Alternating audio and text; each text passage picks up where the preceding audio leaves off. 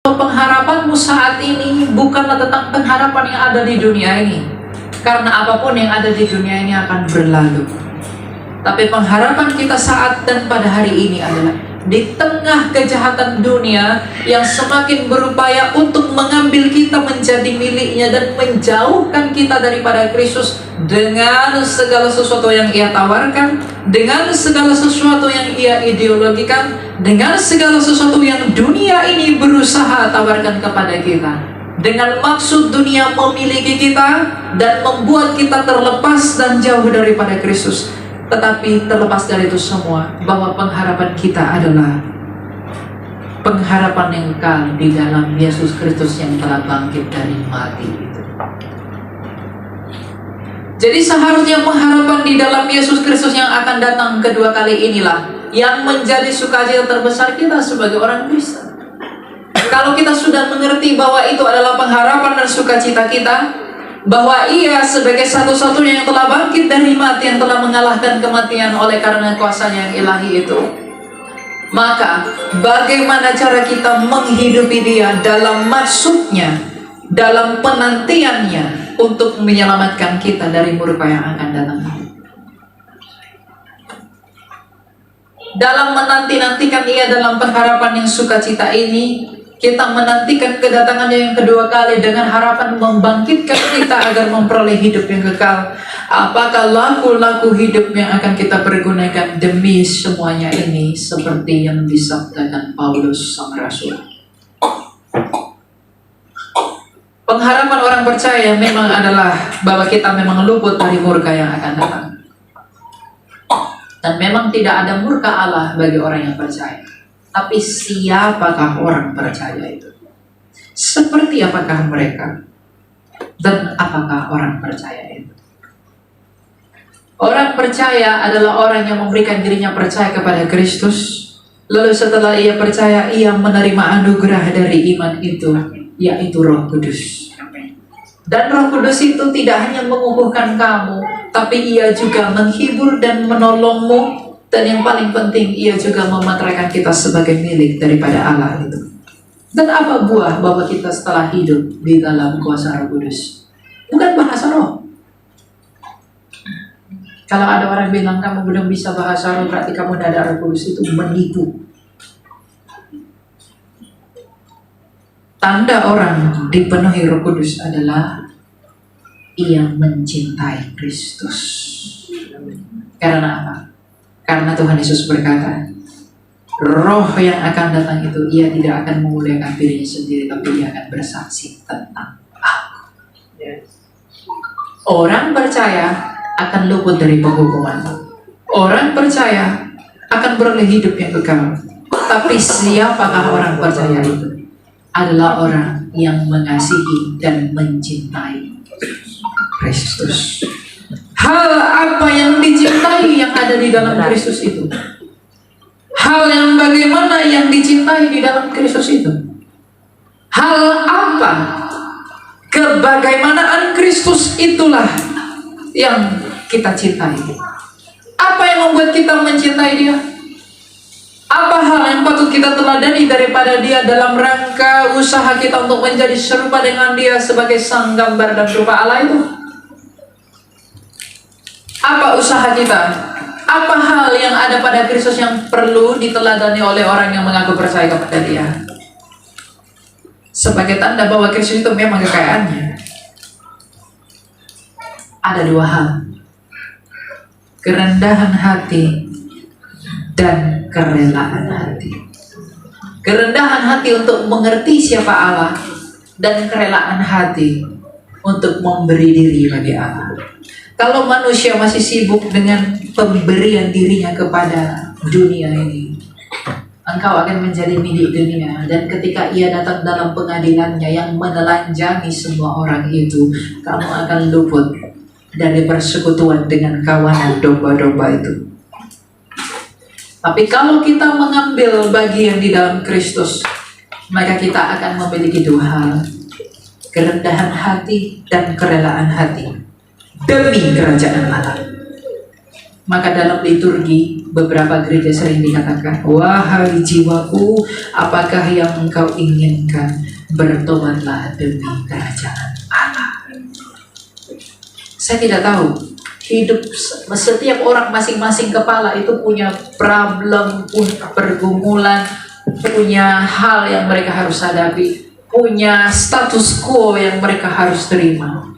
Dan oleh karena itulah, di dalam semuanya itulah orang percaya itu dipanggil agar turut berjuang di dalam rupa-rupa pencobaan yang ada pada diri mereka, demi membuktikan apakah ia benar-benar sungguh-sungguh percaya atau tidak kepada Kristus itu. Jadi lihatlah hidup kekristenan. Apakah saya, meskipun saya menginjili, saya pergi mengkhotbahi orang, apakah saya berusaha untuk menjadi seturut dengan apa yang saya tahu? Kalau saya tidak berjuang untuk menjadi serupa dengan itu semua, maka Kristus pun akan menolak saya. Dia pun akan buang saya. Kamu banyak bicara, tapi tak berjuang demi semua yang kamu katakan itu. Aku pun menolak engkau. Saya memperkatakan banyak firman Tuhan, tapi saya tidak berusaha hidup di dalamnya, maka Kristus itu pun akan membuang saya dan melupakan saya. Bahkan saya lebih jahat daripada kamu. Kalau saya yang adalah pelayan Tuhan, hambanya Kristus yang hina demikian, apalagi yang tidak melayani Allah. Layanilah yang satu dengan yang lain, sebagaimana kita melakukannya demi kepada Kristus, sebagai tanda dan bukti cinta kita kepada Dia. Dan itu adalah buah dari kerendahan hati dan kerelaan hati. Saya kemarin khotbah sama anak-anak muda. Saya bilang begini sama mereka, apa yang menjadi bukti nyata bahwa kamu mencintai Dia? Apa yang menjadi tindakan nyata bahwa saya mengasihi engkau ya Kristus? Apa yang menjadi bukti nyata bahwa saya benar-benar mengagumi Dia? Saya punya pasangan, saya punya saudara, atau saya punya pacar, saya punya anak. Saya mengasihi mereka, saya mencintai mereka. Saya begitu suka membagikan hal tentang mereka. Saya punya pacar yang cantik. Dia selalu saya pamerkan di mana-mana. Cantik sekali, baik sekali. Perempuan juga begitu, punya pacar, laki-laki, beli ini, kasih itu, semua diposting. Cinta sejati, cinta yang murni. Mereka bangga dengan itu semua. Tapi apakah pernah melakukan hal yang sama demi Kristus? Kalau tidak pernah melakukan itu, maka seharusnya jangan sebut diri kita Kristen. Terlalu mudah bagi kita menyebut diri kita Kristen, tapi pembuktian cinta kita masih lebih besar kepada manusia. Lalu apakah artinya I have decided to follow Jesus? Christ is enough? Apakah artinya itu? Nah, untuk itulah Rasul Paulus mengatakan apa? Jagalah hatimu, agar hatimu itu tetap rendah. Kalau hati orang itu tetap rendah, dia akan berusaha selalu datang kepada Allah. Kalau hati orang itu tetap rendah, dia akan selalu berpikir bahwa apa yang ada dalam hidupnya dan bagaimana keadaannya itu tetap di dalam kuasa dan kedaulatan Allah, sehingga ia bergantung kepada Allah di dalam doa. Itulah bukti kerendahan hati kita. Jadi menjadi Kristen itu jangan begini, tepuk dada. Sayalah yang terbaik, sayalah yang terhebat, saya lebih tinggi, saya lebih rendah, saya lebih itu, dan lain sebagainya. Kalau ada yang mengaku mengikut Kristus masih berpikiran demikian, maka kamu bukan Kristen.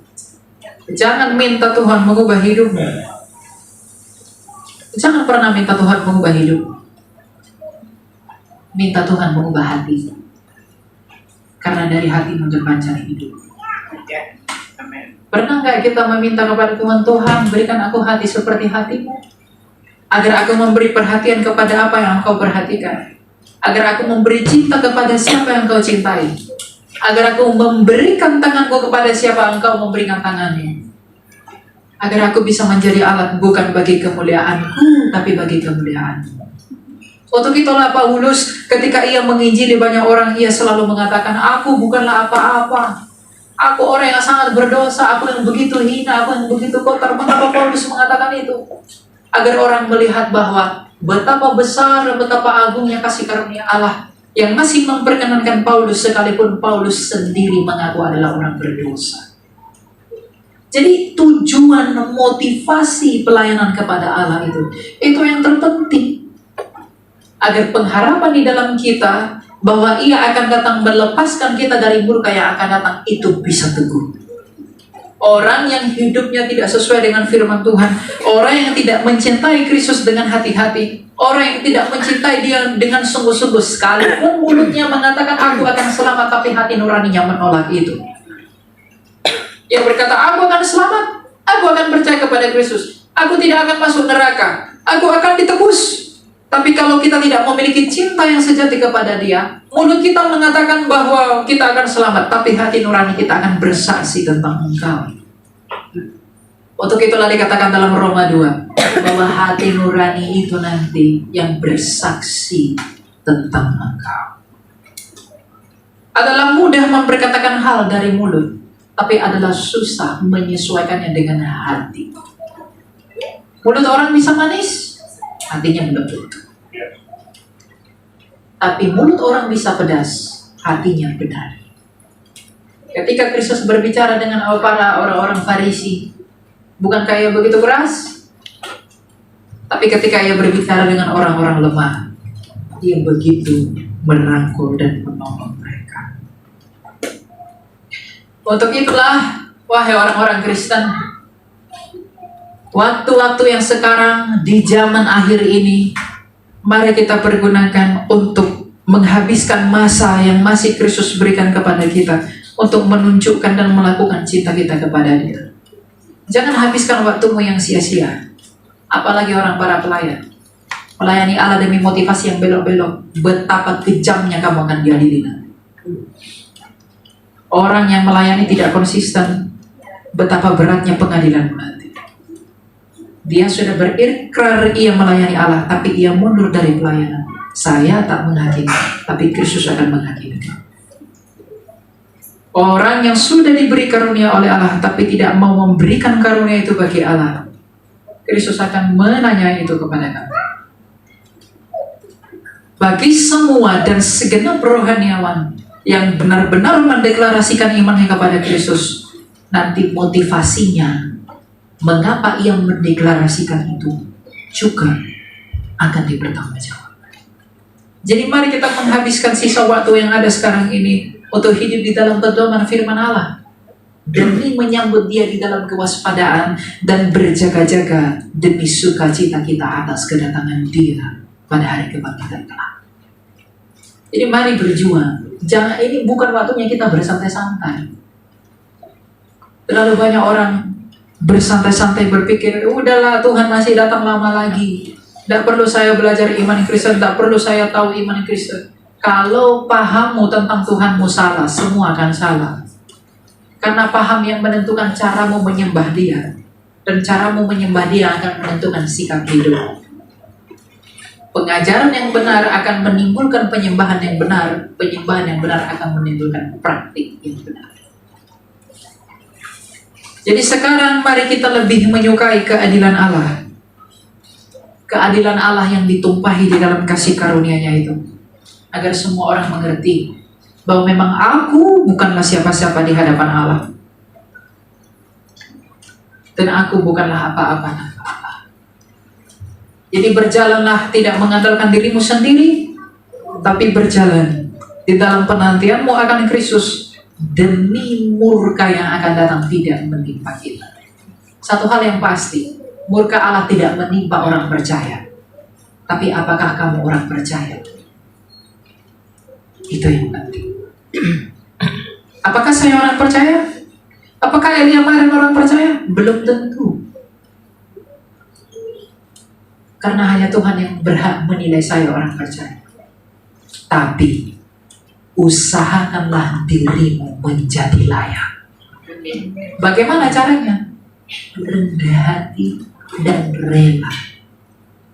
Sadar, saya ini orang berdosa. Dan ekspresi dari kesadaran itu apa? Tidak meninggikan diri, memberikan waktu, memberikan diri bagi persembahan Allah. Rasul Paulus menutup kitab Roma ada 12 pasal. 11 pasal dia ajar semua doktrin. Tidak ada yang baik, semua telah kehilangan Allah, tidak ada mencari Allah. Tapi ingat, di pasal yang ke-12. 11 pasal dia ajar semua doktrin, tapi pasal yang ke-12 ujung praktiknya dia menyebutkan apa? Dari semua yang kuajarkan dari pasal 1 sampai pasal 11, Paulus ingin mengatakan di pasal 12 apa yang disampaikan? Persembahkanlah hidupmu bagi Allah. Jadi pemahaman akan doktrin Paulus dari pasal 1 sampai pasal yang ke-11 itu begitu lengkap, dari maut, kebangkitan, kematian, segala macam. Paulus berargumen semuanya itu dengan sempurna. Tapi ujung dari pengetahuan itu apa? Persembahkanlah hidupmu bagi Allah. Nah, kalau kita tahu begini, Kristus membangkitkan kita, Ia akan menyelamatkan kita, Ia akan meluputkan kita dari kebinasaan kekal. Lalu apakah buah dari pengertian itu? Persembahkanlah hidup kita bagi Allah. Kalau kamu punya bisnis, kamu karyawan, kamu kerja dimanapun, lakukanlah semuanya itu bukan demi dirimu, tapi demi persembahanmu yang baik di hadapan Allah. Saya mengatakan persembahkanlah hidupmu buat Allah, berarti saya mengatakan semua Anda harus jadi pendeta. Dan karena pendeta pun banyak ditolak. Persembahkan hidupmu bagi Allah artinya apa? Lakukan semua apa yang dipercayakan bagimu untuk Allah. Maka itulah yang berkenan kepada Dia. Itulah yang berkenan bagi Allah kita itu. Pak Esra Soro pernah berkata, kucing dan tikus itu sama-sama berlari, tapi motivasinya beda. Yang satu ingin menyelamatkan nyawa, yang satu ingin menerkam nyawa. Orang sama-sama melayani, actionnya bisa sama, bernyanyi, berkhotbah, tapi motivasinya beda. Orang bisa sama-sama datang ke persekutuan doa, motivasinya bisa beda. Ada demi kue, loh, bungkus. Ada yang begitu. Meskipun kue ini enak sekali, tapi bukan itu poin. Ada orang datang ke gereja demi apa? Demi memamerkan barang-barangnya. Banyak yang begitu. Ada orang pergi ke tempat tertentu untuk menunjukkan banyak hal yang ia punya. Kalau hidup kita masih demikian, saya tidak mengatakan kamu binasa, tapi saya mengatakan, sungguhkah kita menjadikan Dia sebagai kekayaan kita yang tertinggi? Sungguhkah kita melayani Dia? Sungguhkah kita mengerti apa pengharapan yang ada pada Dia yang kita sebut Kristus itu? Berbahagialah engkau, wahai orang Kristen. Berbahagialah engkau. Mengapa engkau harus berbahagia? Wahai perempuan, wahai laki-laki, berbahagialah kamu. Mengapa kamu harus berbahagia? Karena kamu di dalam Kristus Yesus yang akan meluputkan kamu dari murka yang akan datang. Tapi apakah kamu telah mengusahakan dirimu untuk menjadi seperti orang yang percaya itu? Kalau kita udahlah, saya percaya kepada Yesus, saya sudah dibaptis, hidup aja tak peduli pada iman. Kita peduli pada perut pada akhirnya akan binasa. Kita peduli pada anak pun akan mati. Kita peduli pada pikiran kita, pikiran pun akan berlalu. Kita peduli apa yang ada pada kita, tapi itu semua pun akan lenyap. Tapi kita mengabaikan satu hal yang tidak akan lenyap, yaitu iman kita kepada Dia. Jadi waktu di zaman akhir ini, kekristenan kita itu harus bergeser nilainya. Kekristenan itu harus berubah meaningnya. Kekristenan itu bukan lagi tentang hal-hal yang menyangkut pada hal yang di atas, tapi tentang bagaimana kita berupaya untuk menjadi seperti teladan kita itu. Jadi saya ini tidak hanya kepada orang-orang muda atau orang tua, dan ini buat semua orang yang mengaku dirinya pengikut Kristus. Kita harus berupaya untuk menunjukkan diri kita bahwa kita adalah orang Kristus. Bagaimana caranya? Pandanglah kepada Kristus itu. Ia yang lemah lembut, Ia yang penuh kasih, Ia yang menolong sesamanya, Ia yang rendah hati, Ia yang rela. Sekarang saya di TikTok itu ada tuh perempuan, saya nggak tahu, saya tahu namanya tapi saya nggak mau sebut. Dia punya ideologi, kalau bukan donatur dilarang ngatur.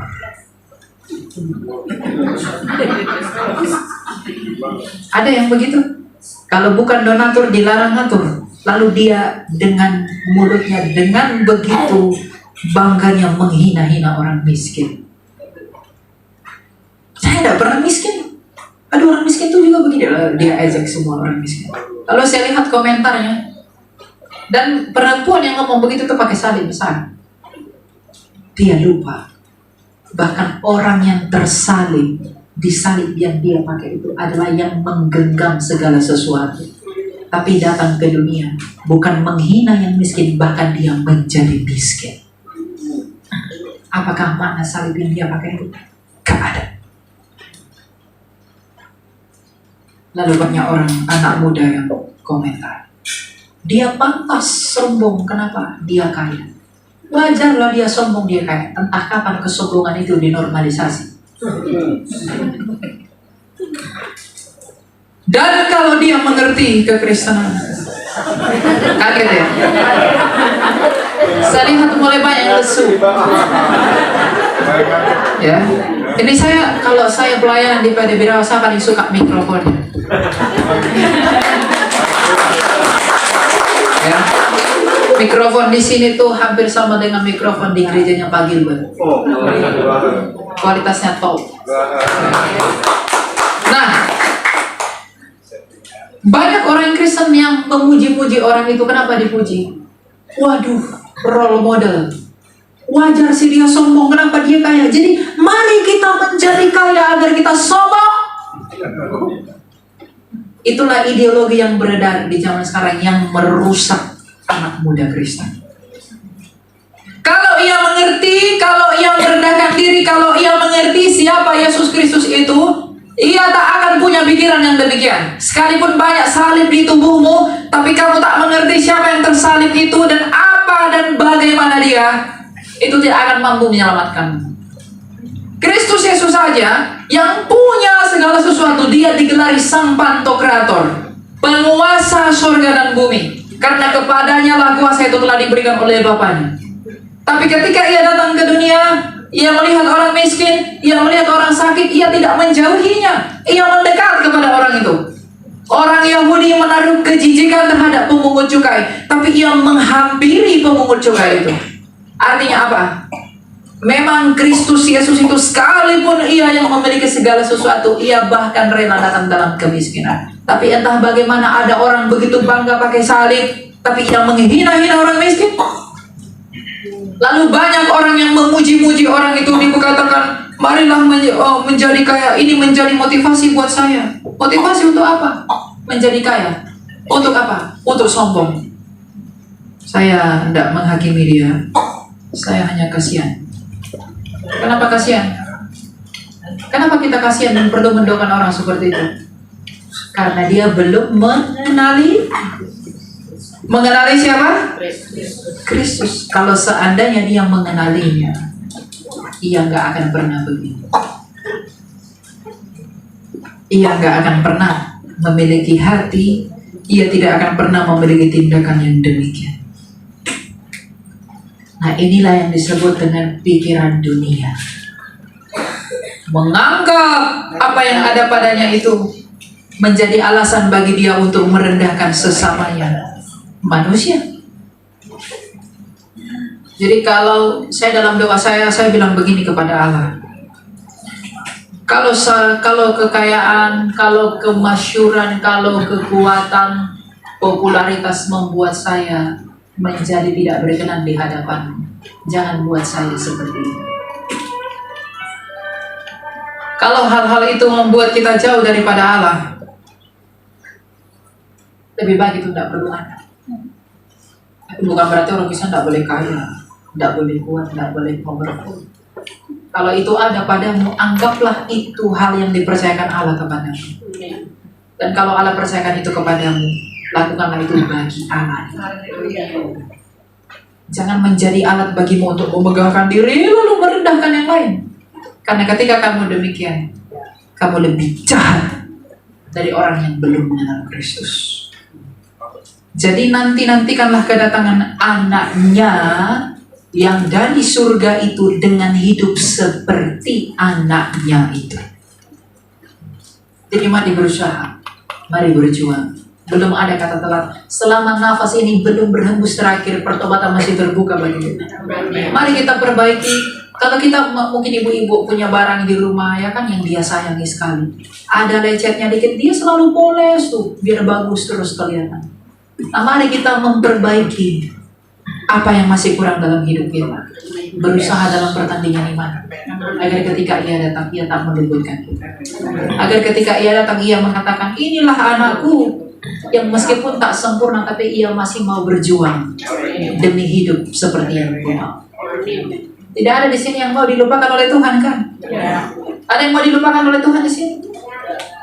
Oh, sepertinya ada. Ada? Ada nggak? Nggak ada ya? Kalau dari kita tidak ada yang mau dilupakan oleh Allah, maka janganlah kamu juga melupakan Dia.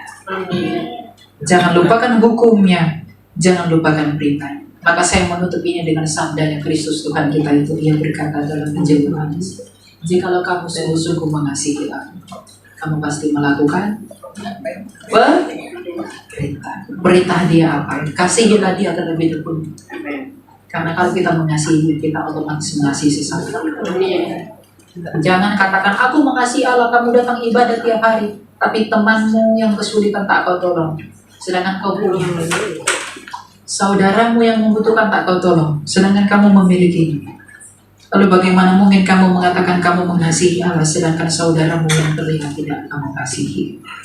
Jadi jadilah surat Kristus yang terbuka demi kemuliaan Dia. Sebab hidup kita bukan lagi kita, tapi hidup kita adalah siapa? Kristus. Kalau hidup kita adalah Kristus dan yang kita nantikan adalah Kristus itu, maka kita harus hidup seperti Kristus. Wah, Elia bilang hidup seperti Kristus, maka saya jalan di atas air, saya membangkitkan orang mati. Bukan begitu. Hidup seperti Kristus itu artinya milikilah karakter seperti Dia. Jadi kalau Kristus saja yang punya segala sesuatu, tidak pernah sombong, Dia yang punya segala sesuatu tidak pernah melupakan saudaranya, maka siapakah kita yang tidak punya apa-apa ini sebenarnya untuk melakukan hal yang berbalik dari itu? Semoga Tuhan dan semoga Dia yang kita sebut Kristus itu, yang mengasihani kita sekarang dan selalu serta untuk selama-lamanya. Amin. Kita berdoa. Kita berdoa.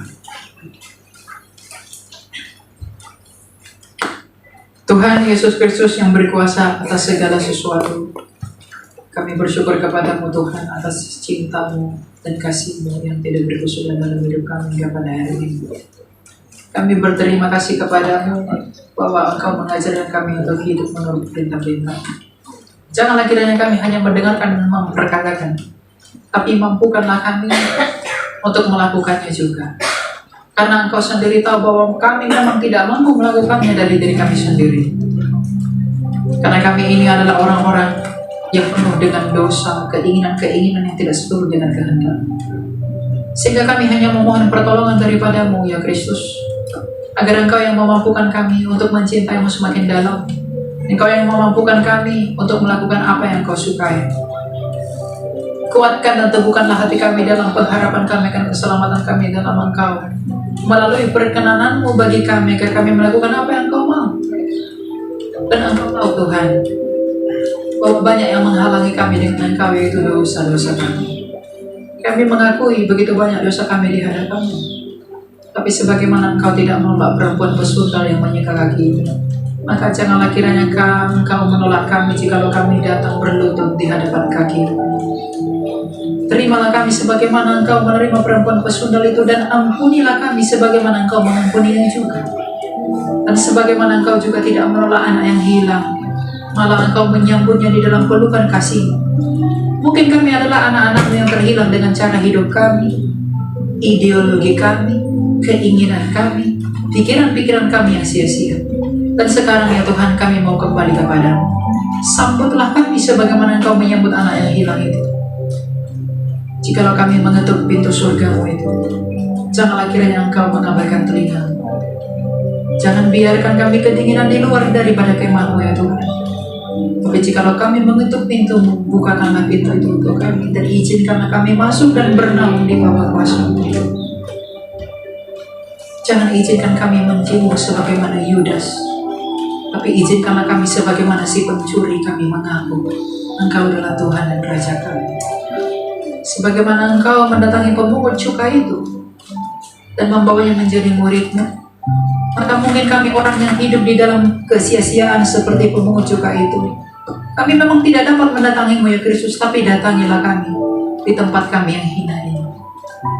Bawalah kami menjadi murid-Mu dan ubahkanlah kami seturut dengan kehendak-Mu.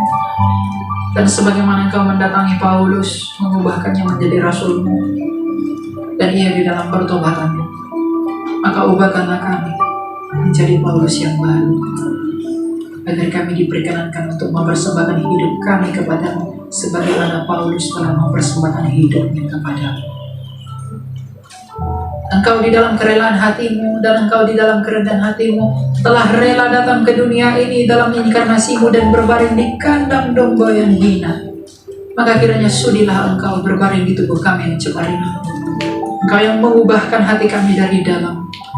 Engkau yang membentuk bejana-Mu ini menjadi milik-Mu. Engkau yang membentuk bejana-Mu ini menjadi warisan milik dan kekayaan-Mu. Karena kami ini adalah anak-anak-Mu yang diangkat di dalam Engkau, agar kami dapat berseru sebagaimana penjahat yang di sebelah-Mu itu telah berseru. Ingatlah kami ya Kristus, apabila Engkau kembali dalam kerajaan. Engkau adalah timbangan yang begitu adil di antara dua orang penjahat itu. Yang satu telah binasa karena ia telah meninggikan dirinya dan tak mengindahkan Engkau. Tapi yang satu telah Engkau bawa ke Firdaus-Mu karena ia telah mengaku bahwa Engkau adalah Raja. Dan pada saat ini kami pun mengaku bahwa Engkau adalah Raja kami. Maka ingatlah akan kami ya Tuhan, apabila Engkau kembali dalam kerajaan. Seperti Daud kami akan berseru, ya Tuhan, ya Tuhan, kunjungilah kebun anggur milik-Mu ini, dan sempurnakanlah dengan tangan kanan-Mu yang telah Engkau tanamkan. Kami pun anggota kebun anggur-Mu ini yang mungkin menodainya. Sempurnakanlah kami dalam hidup kami ini, agar semakin serupa dengan apa yang Engkau mau, agar semakin serupa dengan apa yang Engkau kehendaki, agar ketika kami meninggalkan dunia, kami dapat bertemu dengan Engkau. Kami tidak menemui maut, tapi kami menemui di dalam hidup yang kekal, di dalam cinta yang abadi, di dalam persekutuan dengan para kudus, di dalam persekutuan dengan Engkau ya Tuhan Imam besar agung kami Yesus Kristus, yang bersama dengan Bapa-Mu yang mulia dan Roh-Mu yang kudus, sekarang dan selalu, serta untuk selama-lamanya. Amin.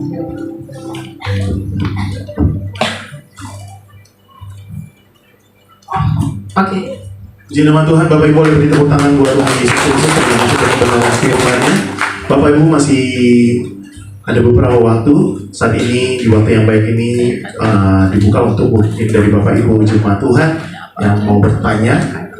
Saya buka untuk sesi tanya jawab dengan pastor atau hamba. Saya bukan pastor. Hamba. Yang manggil saya pastor tuh salah. Salah. Saya belum ditabiskan jadi pastor. Oleh hambanya Elia Milan, boleh ada yang mau bertanya? Di depan, yang di depan. Atau yang di belakang? Ada Oma.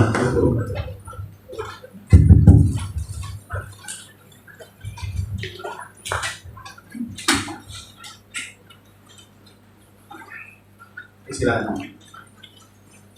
Pak Elia, saya mau nanya, sering kita mendengar Kristen dan Nasrani itu berbeda atau sama aja?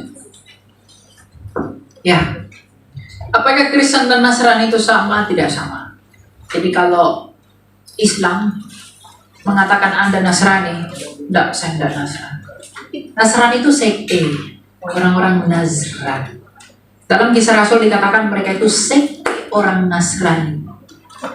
Ya, Kristen itu artinya pengikut Kristus. Nah, orang Kristen bukan Nasrani. Nasrani bukan Kristen. Jadi apakah Kristen dengan Nasrani itu sama? Dan kita itu bukan Nasrani ya. Kita itu Kristen. Jadi kalau yang sebelah Nasrani itu penyembah pagan. Oh, mohon maaf, saya tidak Nasrani kok. Saya Kristen. Ya, Kasih. ya. Oke, ada lagi? Ada yang di belakang?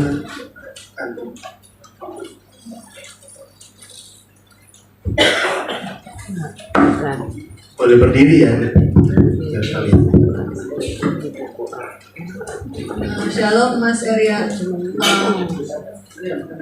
Shalom Mas Eria Miron, saya mau nanya. Ini kan sekarang ini ada aliran yang bilang panggilnya itu bukan Tuhan Yesus tapi Yeshua HaMashiach. Terus ada komsel-komsel juga yang mereka itu menyebut Yeshua HaMashiach. Nah itu kalau menurut saya itu kan dua-duanya sama ya. Tapi itu sebenarnya aplikasinya bagaimana? Terima kasih. Ya. Yeshua HaMashiach dan Yesus Kristus, apakah itu bisa menjadi masalah? Tidak. Wahyu 9 ayat 11. Raja yang memerintah mereka ialah malaikat jurang maut. Namanya Abaddon dalam Ibrani dan Apollyon dalam Yunani. Nama Ibraninya Kristus Yeshua HaMashiach. Nama Yunaninya Yesus Kristus. Nama Indonesianya Yesus Kristus. Ini mau kau sebut Isa kah, Yesus kah, apa kayak itu terserah. Karena dalam bahasa memang banyak artinya. Jadi kalau ada yang mengatakan mutlak hanya Yeshua HaMashiach yang dari bahasa Ibrani, berarti dia datang hanya bagi orang Ibrani lah. Sedangkan Tuhan Yesus dalam Matius 28 ayat 18-19 dia berkata apa? Pergilah ke seluruh dunia. Jadi bahasa itu memang banyak. Seperti nama Petrus, Kefas, Simon. Itu dalam berbagai bahasa itu. Ya, jadi memang ada nama dalam bahasa Ibrani, ada nama dalam bahasa Yunani, ada nama dalam bahasa Indonesia. Jadi tidak apa-apa sebut Yesus Kristus, Iso, Isa, Yeshua, tidak apa-apa. Ya kalau ada orang mengatakan harus Yeshua HaMashiach, pertanyaannya sejak kapan itu berlaku? Kalau dikatakan Yeshua HaMashiach, kapan para murid memanggil dia Yeshua HaMashiach? Yeshua HaMashiach itu bahasa Ibrani. Yesus berbicara dalam bahasa apa sehari-hari? Aramai. Kenapa tak bahasa Aramai kan juga begitu? Alkitab ditulisnya bahasa Yunani. Seharusnya kalau lebih penting-pentingnya lebih baik bahasa Yunani kalau gitu. Ya. Jadi kalau ada beberapa aliran itu orang-orang sok-sok Yahudi. Ya. Ini agar kelihatan Yahudi sekali ya, maka Yeshua HaMashiach sebut Yahweh dan begitu. Kitalah Yahudi itu. Ya. Barang siapa yang di dalam Kristus, ia adalah keturunan Abraham. Karena kita diangkat menjadi anak oleh karena Kristus yang adalah keturunan Abraham. Ya, jadi itu tidak penting. Ya, silakan. Oke, masih dibuka untuk ruang tanya jawab. Bagi Bapak Ibu, ayo ini kesempatan yang baik. Dan kita masih ada beberapa waktu sebelum kita akhiri ibadah pada malam hari ini. Ada? Ya, kelihatannya udah pada tamat Bible semua. Saya senang kalau begitu. Ada ya? Oke. Apa ya Pak, berhubung saya ini sebenarnya saya suka ikuti Pak Elia Miron ini dan di TikTok dan sudah nanya kapan ya Bang Elia Miron ya, akhirnya ketemu juga di sini ya. Ya, tapi ini saya tanya tentang Islamologi boleh ya? Ya, jadi saya kadang-kadang saya tuh ketemu itu dengan mereka-mereka yang hatinya itu pengen ke Kristus, tapi mereka itu belajar pada hal yang keliru. Misalnya kayak kemarin waktu saya pulang dari Medan ke sini naik pesawat, di samping saya kayaknya digerakkan Tuhan untuk ngobrol. Dia orang UIN ternyata, bapaknya juga dosen UIN di Sumatera Utara. Nah, saya tanya, kamu kan tahu tentang kitab-kitab yang harus dibaca oleh Muslim? Tahu, tapi kenapa kamu nggak baca? Karena di kami ada orang yang mengaku sudah membaca Injil dan dia yang menjelaskan kepada kami. Nah, kalau saya sih bertanya gini sih Pak, gimana caranya memenangkan orang-orang seperti itu yang hatinya tuh menurut saya sudah kayak kena ke Tuhan Yesus, tapi ada halangan-halangan tertentu. Kalau dia kemarin ditanya, mama saya Kristen, bapak saya Muslim, dan dia Muslim juga karena dia kuliah di UN, bapaknya juga dosen di UN, jadi ada unsur-unsur seperti itu. Nah, bagaimana prakteknya kalau kita di lapangan ketemu orang-orang yang Tuhan kasih ke kita kesempatan menginjili gitu, Pak. Terima kasih. Iya, itu tergantung peran masalahnya apa ya. Jadi kalau memang karena dia terlahir ibunya apa tadi Muslim, papanya Kristen begitu ya, orang tua, ya tinggal dibalik aja.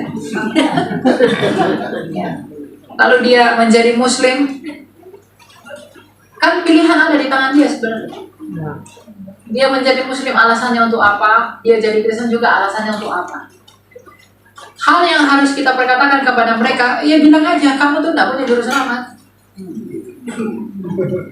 Yang kamu iman itu semua udah mati. Stephen Tong pernah bilang, kuburan Buddha ada, kuburan Muhammad ada, sehingga hati pengikutnya kosong. Kubur Yesus kosong, hati pengikutnya terisi. Jadi cara menginjili mereka untuk mengatakan agar mereka percaya kepada Yesus, tanya aja kepada mereka, apa tujuanmu bertuhan? Apa tujuanmu beriman?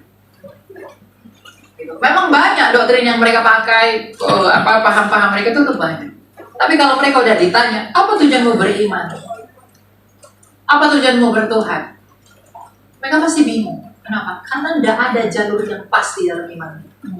Sedangkan Kristus, mengapa saya beriman kepada Kristus? Demi keselamatan. Itu poinnya. Mereka demi apa? Keselamatan dibilang, apa yang mereka lakukan demi keselamatan? Gak ada kan? Gitu. Makanya iman Kristen itu unik. Iman Kristen itu satu-satunya iman yang menawarkan keselamatan di dalam pencarian Allah kan manusia. Agama ini berusaha mencari Allah, tapi hanya Kristen yang Allahnya cari manusia. Amin. Jadi bilang aja kepada mereka, mungkin nggak kamu bisa cari Allah? Mungkin nggak kamu bisa sampai kepada Allah? Nggak mungkin kan ya? Allah sendiri yang cari kita. Allah yang kehilangan kita, maka kita yang terhilang. Kita yang cari Allah atau dia yang cari kita? Makanya Tuhan Yesus berkata, aku datang untuk mencari yang terhilang. Nah, mereka yang cari siapa? Tanya begitu aja sama mereka. Apa tujuanmu bertuhan? Kalau kamu mau selamat, oke, saya mau masuk surga. Apa yang menjadi poin yang meneguhkan kamu akan masuk surga? Tidak ada. Wong yang kamu anggap sebagai junjungan pun masih dalam tanah. Belum bisa buat apa-apa. Lalu kamu garansikan jiwamu kepada dia, apa yang bisa dia perbuat? Menyelamatkan dirinya sendiri aja dia tidak bisa. Gitu. Ya. Jadi, tapi harus berhikmat dilakuinnya kepada dia. Jangan dalam intensi yang membuat dia jadi sakit hati lah, apa segala macam. Kasih tahu pelan-pelan. Kalau orang yang sudah batu, sudah bebal, baru cara yang keras dibutuhkan. Betul. Sosial media itu banyak yang batu-batu sekali. Jadi nggak heran beberapa apologet Kristen banyak yang keras sekali melawan mereka. Karena udah ini nih, apapun dikasih jawabannya berusaha cari celah. Jadi tujuannya bertanya bukan untuk belah, tapi untuk mencoba ya kan? Pencoba itu kerjaan siapa itu?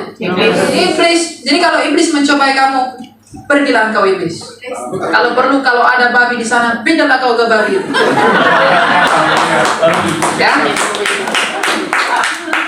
Ya. Ada lagi silakan. Ada lagi? Di tengah. Menarik sekali, ayo masih dibuka. Ya, jangan malu-malu. Pak Johan mungkin, teman. Bagus, ada pakai? Oh, ada ya.